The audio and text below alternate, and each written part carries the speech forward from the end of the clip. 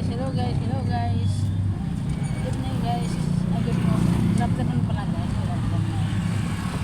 Sundo time sa mga service. Kahit pa isa-isa lang.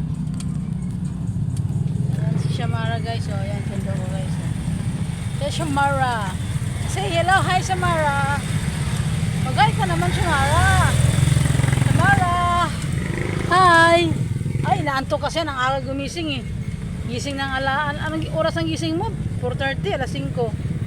Kasi ang pasok niya, buti bumalik at alas 5 yung ano niya.